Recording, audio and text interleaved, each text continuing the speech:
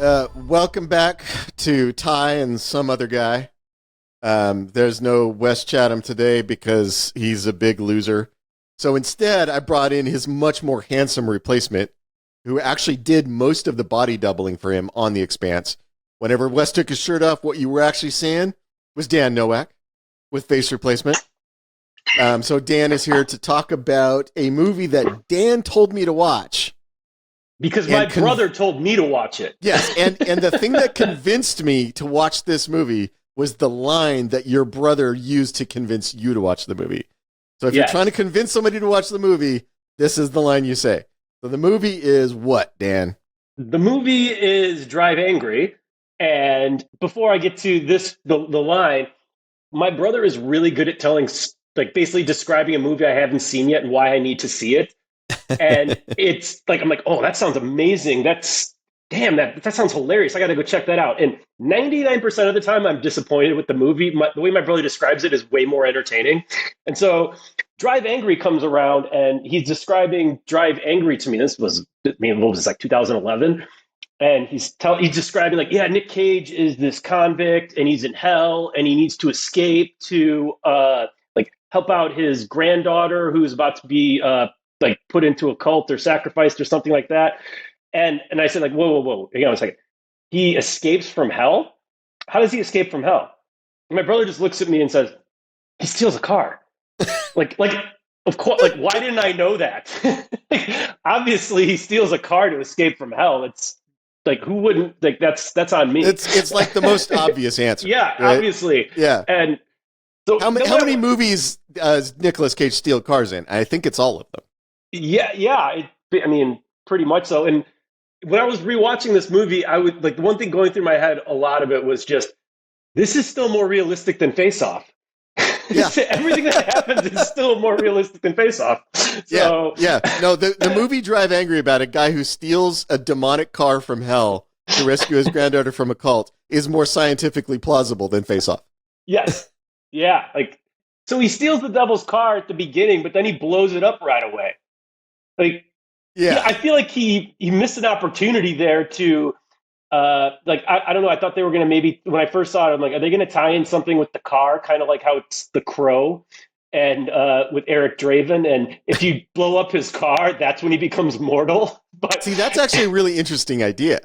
That like his mortality becomes tied to the car. Yes. So the car actually has a more prominent role, but obviously, he blows up the car right away. Now, so obviously, the reason we watch this movie is because it's another Nicolas Cage tour de force.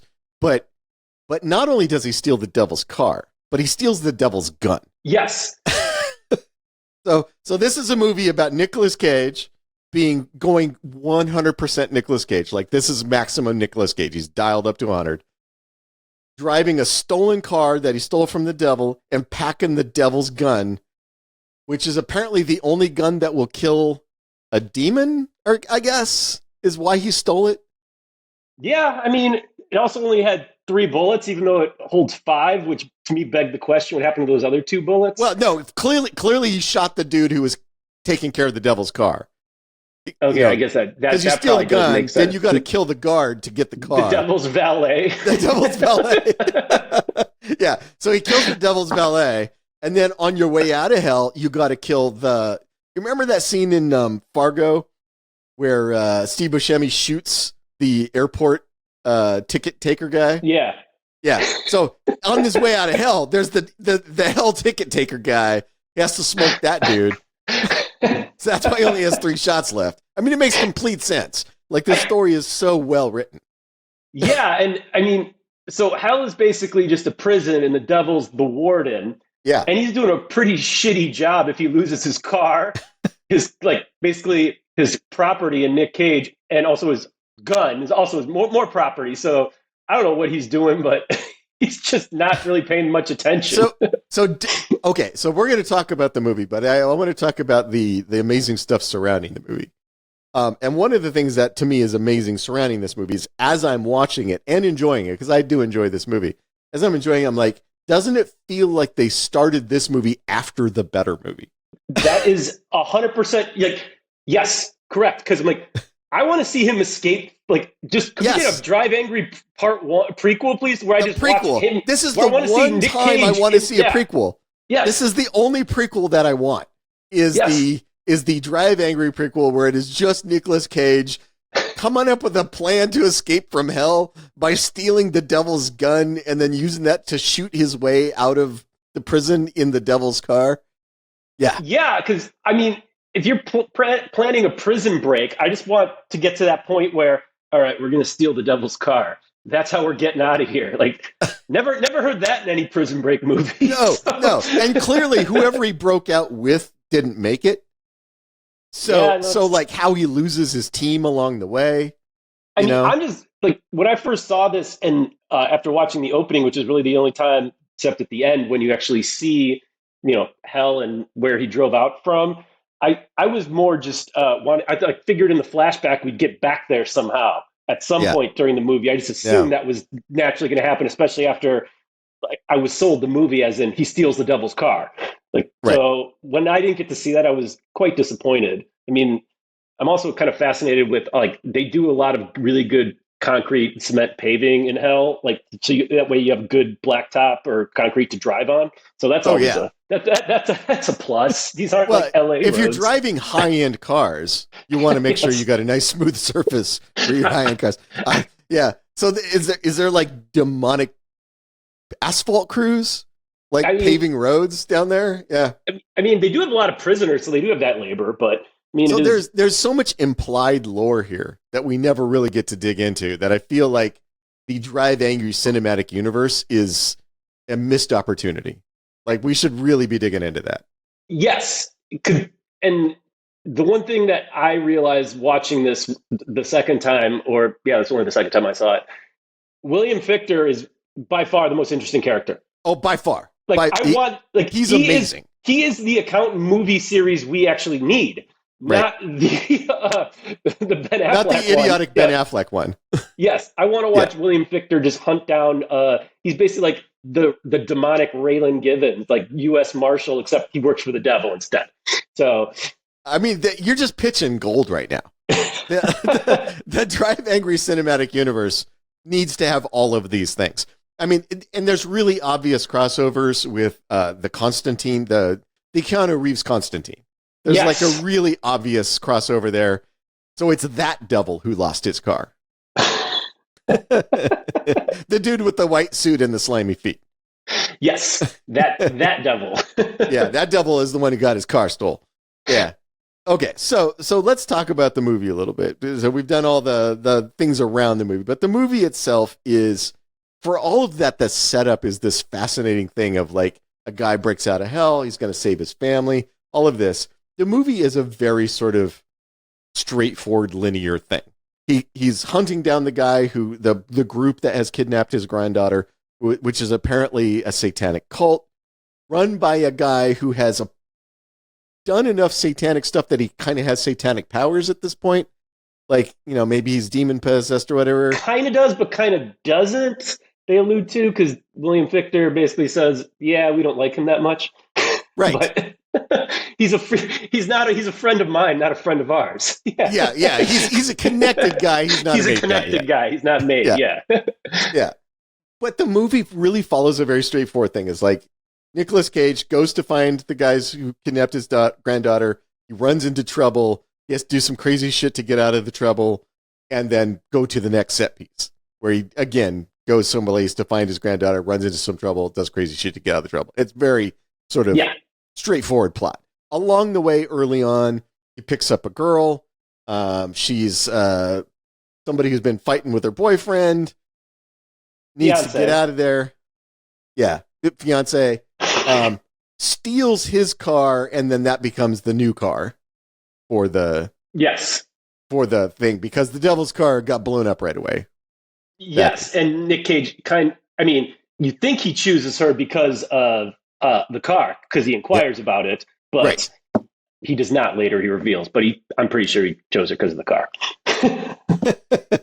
Well, I mean, that's the simple explanation. Then there's like a deeper explanation later. Yeah. So, I didn't realize that. That was the twist I didn't see coming. Well, it's a well-written movie. So in the course of moving from set piece to set piece, trying to rescue his granddaughter from the satanic cult, we discover the most interesting character in the entire movie, which you already brought up. William Fichtner as like the devil's bounty hunter. He calls himself the accountant. Yes. But his job is he's got to balance the books, and the books are how many souls are in hell. And if one goes missing, now the books are out of balance. He's got to go resolve that. And is basically an unkillable, unstoppable machine. Like, he's the Terminator of this movie. Mm-hmm. But he's a demon.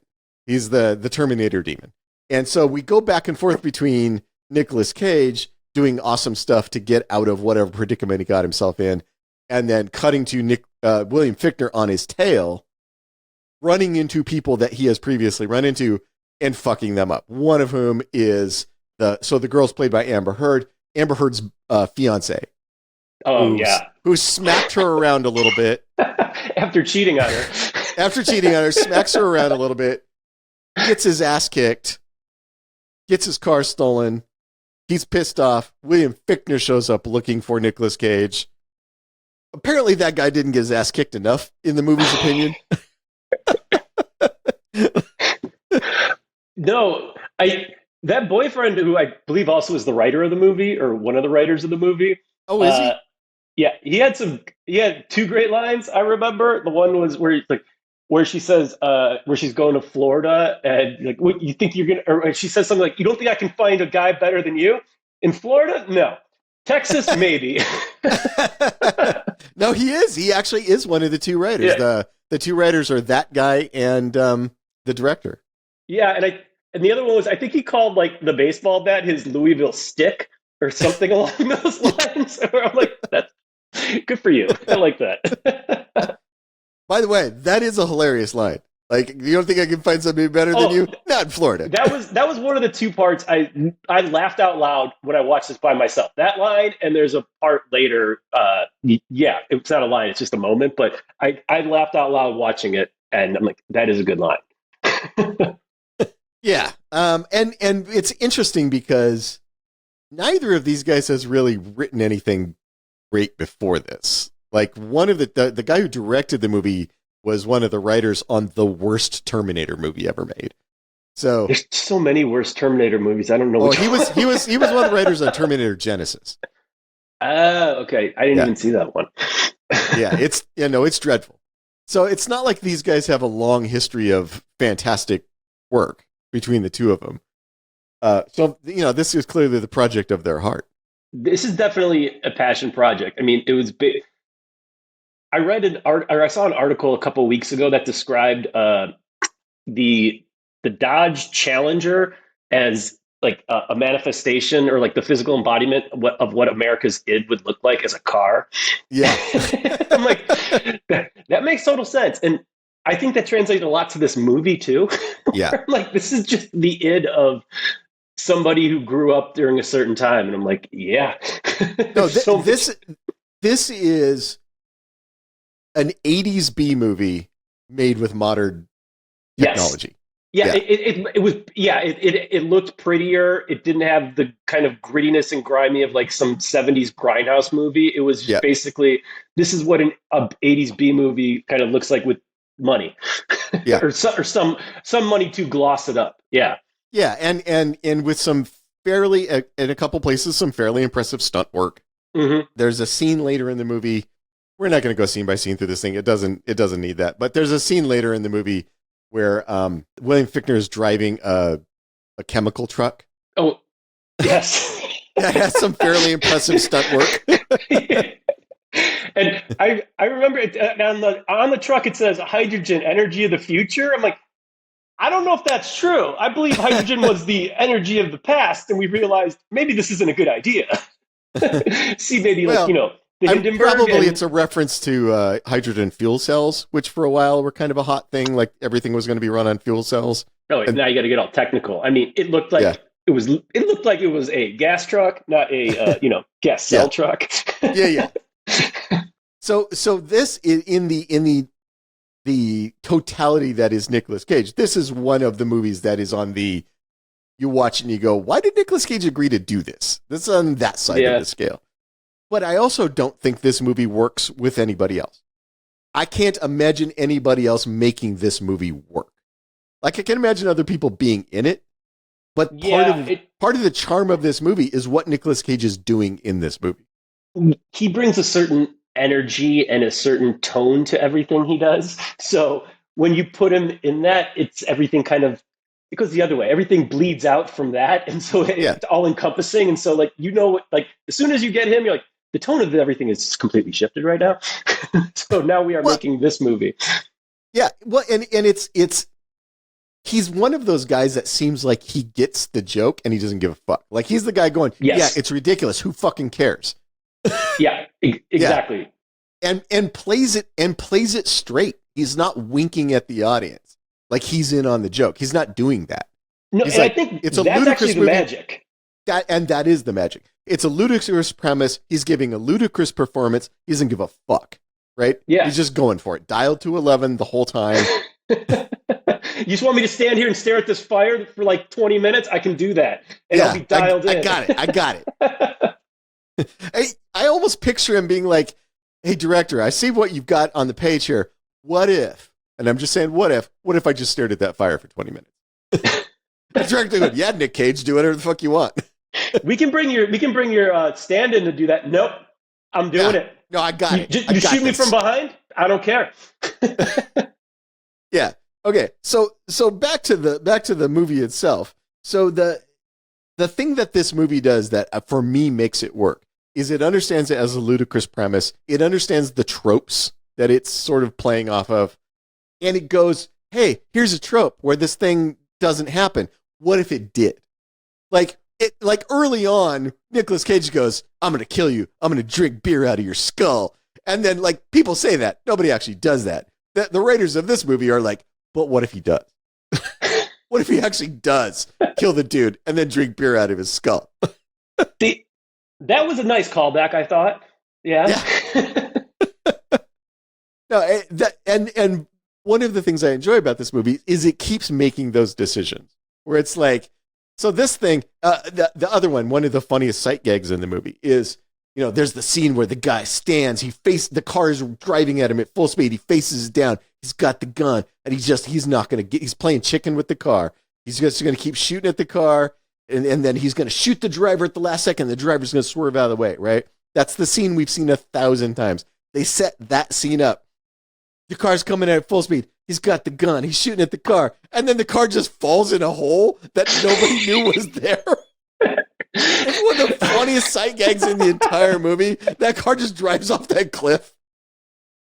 No, it wasn't a cliff. It was in the warehouse. It was, but it was like a pit. Yeah, in the warehouse. We have this pit here, so the car will drive into it. Obviously, there's no other actual function for it. That's where the car goes. Yeah. That when that happened, it was so unexpected. It's such a great sight gag, it's such a great subversion of that trope because we've seen that scene 1,000,000 times.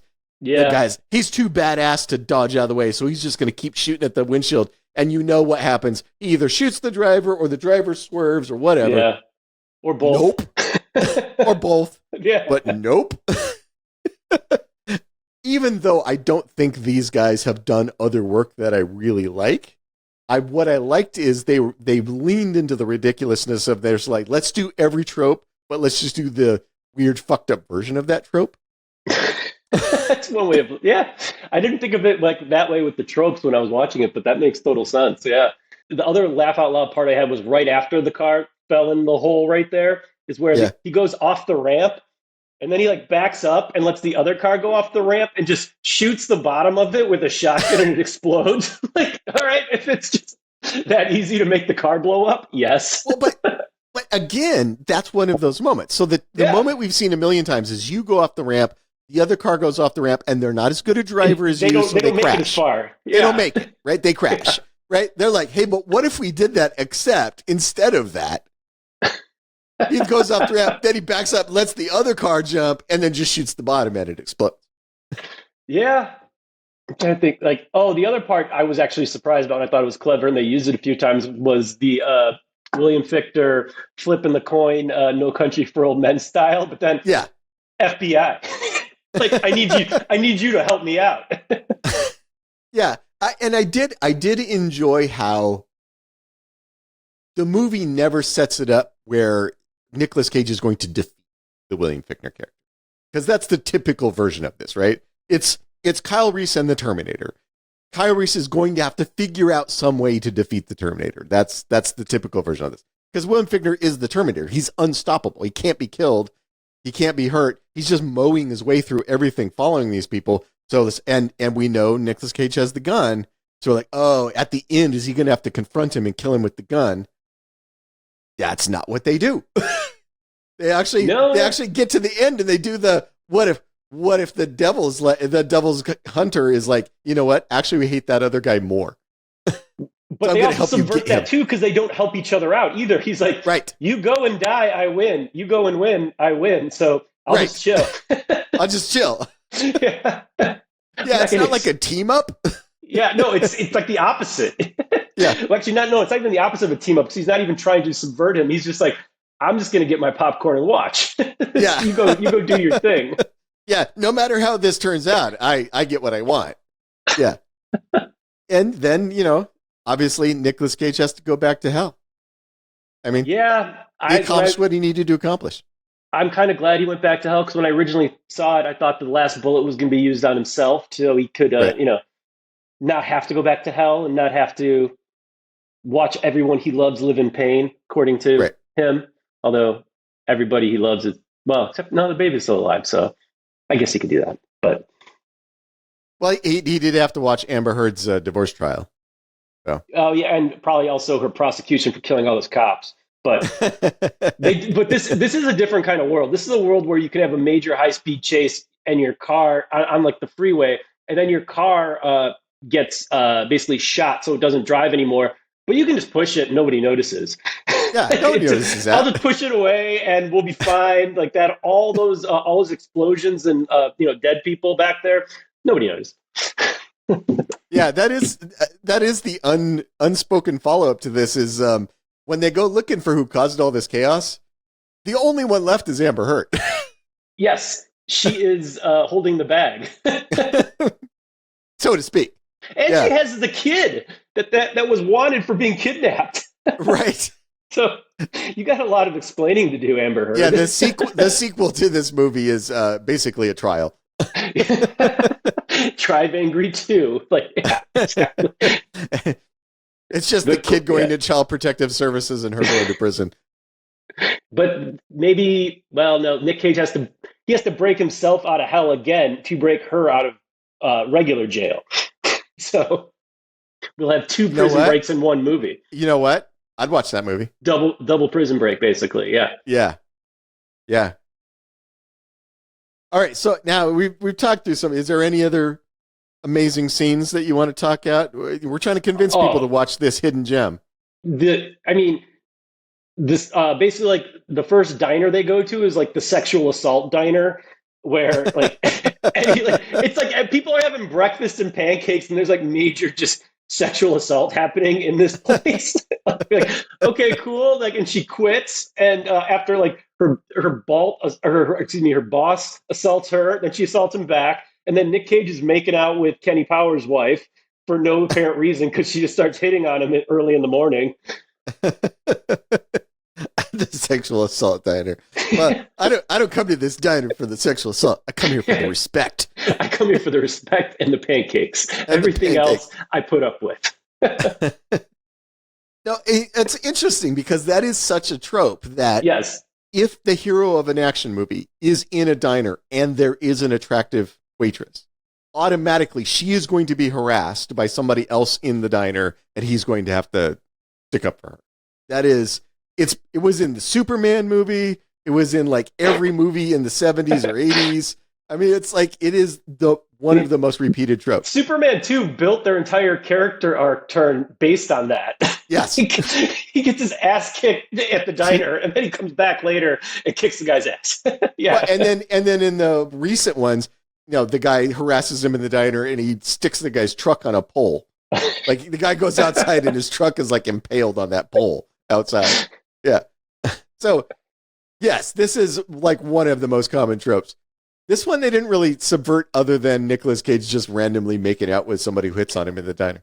Yeah, like I was surprised. Like basically, yeah, the waitress is just like, I'm just gonna immediately hit on you, like just straight Yeah, up. I mean, it is Nicolas Cage, so you know. I guess so. Yeah, there was no kind of subtext at all. It was all text. I would argue that this is a movie utterly lacking in subtext. Yes, maybe that's why we love it so much.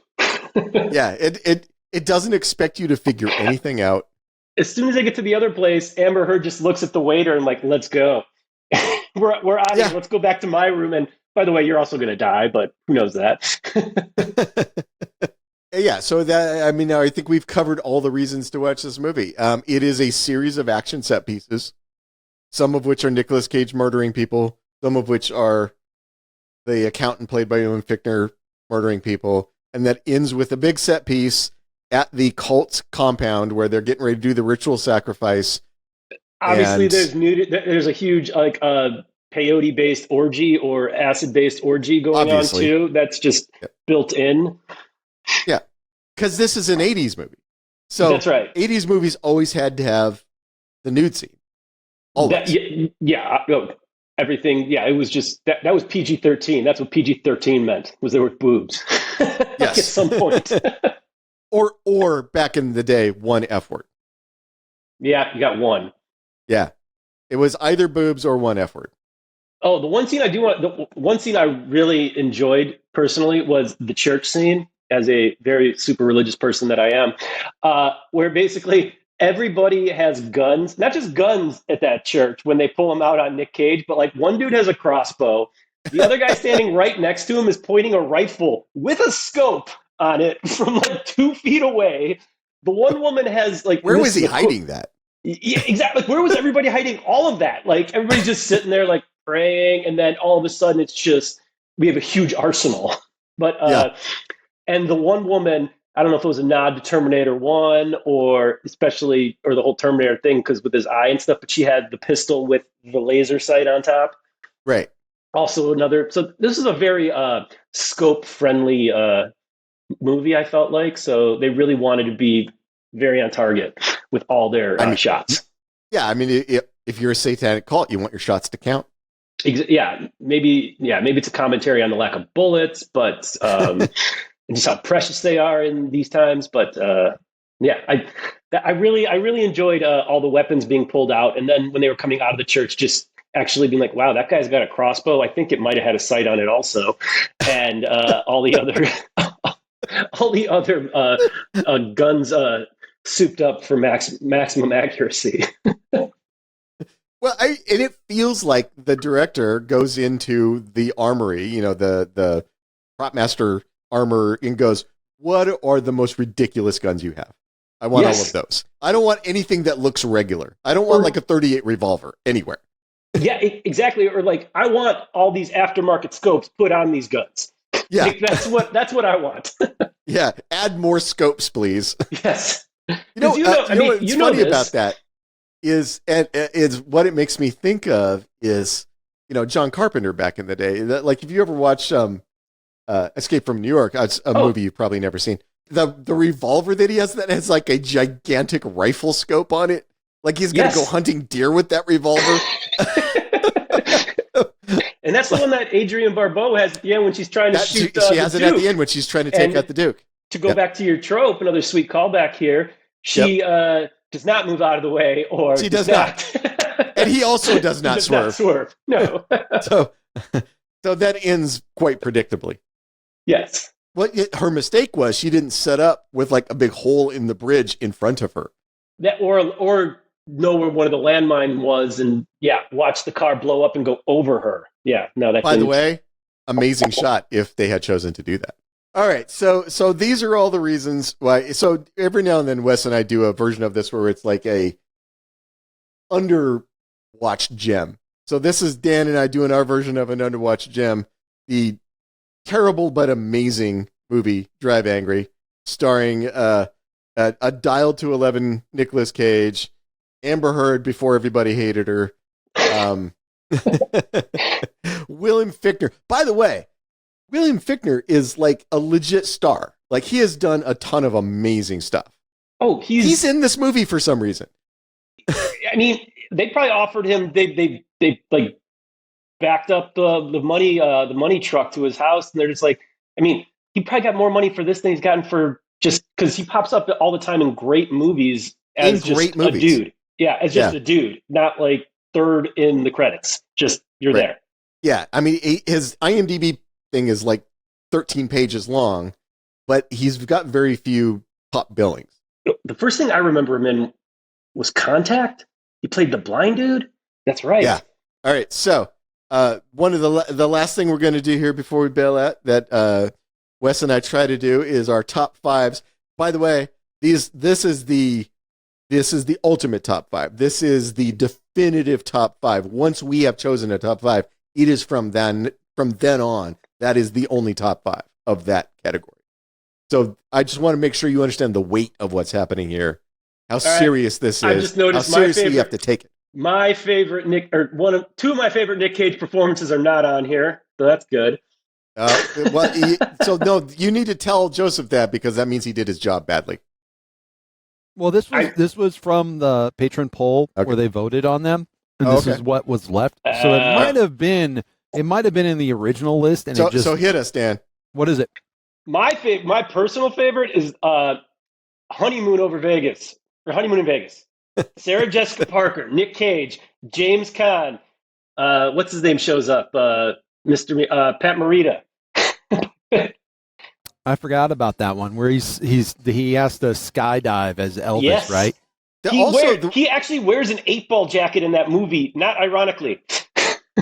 Also, his craziest thing is not on here. The vampire one. Oh, Vampire's Kiss? Yeah.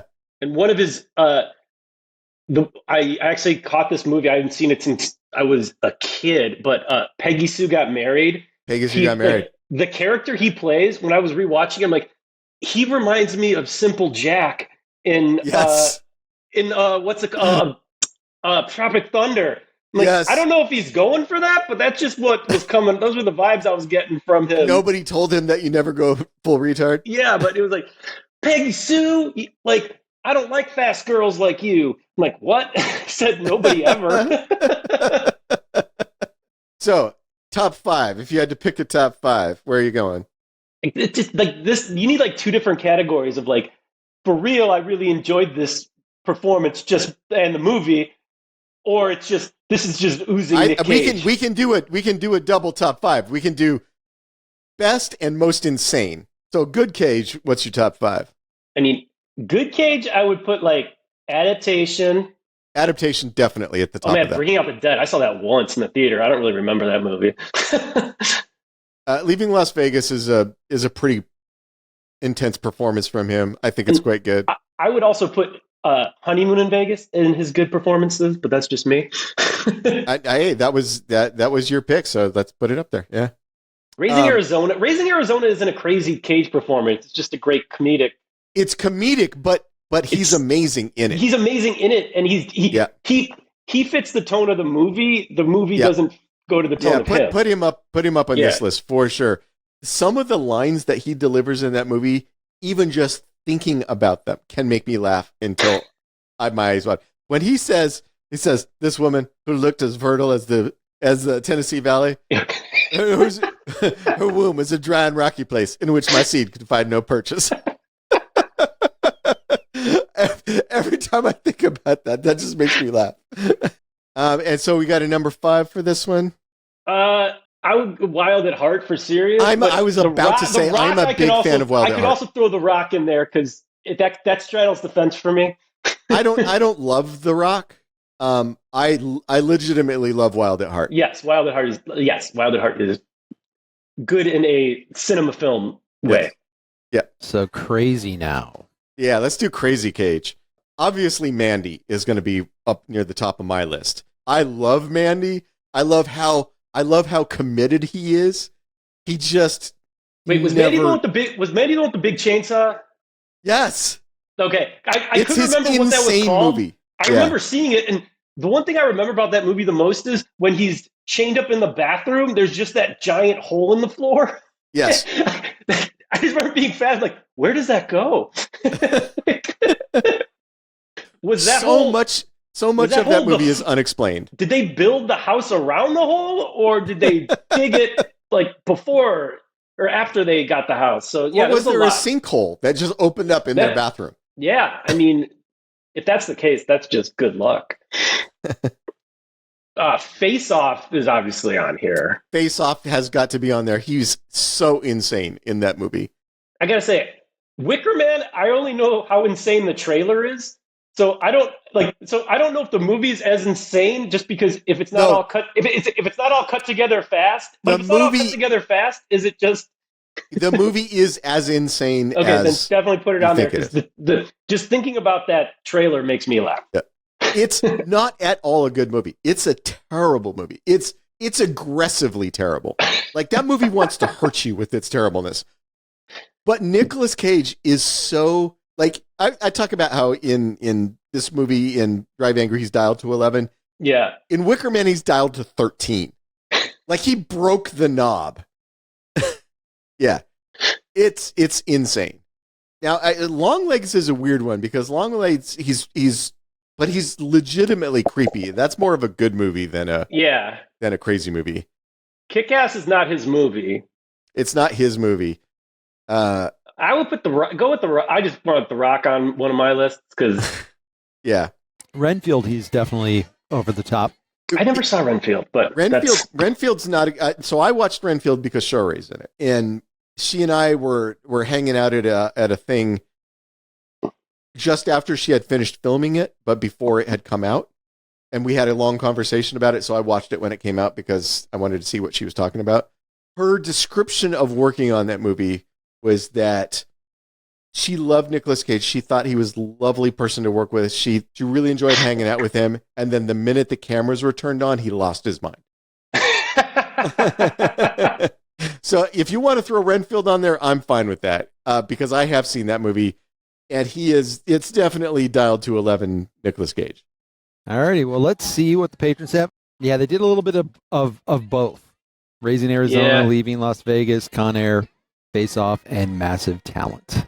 Yeah, now Massive Talent is a good performance by him. Yeah, I can't put a meta movie on like the top 5 because it's just too familiar. and it's he's subdued. Like they're deliberately playing against his crazy persona by having him be fairly subdued in it. Yeah. Which that pulls it off the list for me. He's almost a straight man, and Pedro is just like hamming it up. That's an interesting way of putting it. I didn't think of that, but I'm so happy that they put Raising Arizona on their list, though. Yeah. Raising Arizona is such a great movie. It's such a funny movie. I every now and then I forget how funny it is, and I rewatch it, and it reminds me that it's one of their funniest movies. Oh yeah. All right, man. Well, thank you for doing this, and we've used up an hour of your time. Oh yeah. And I assume at some point we'll be back in touch to talk about other things. I hope so. That'd be great. Things.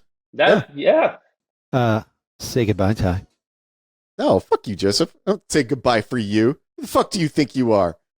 Who the fuck do you think you are? Where do you get the balls?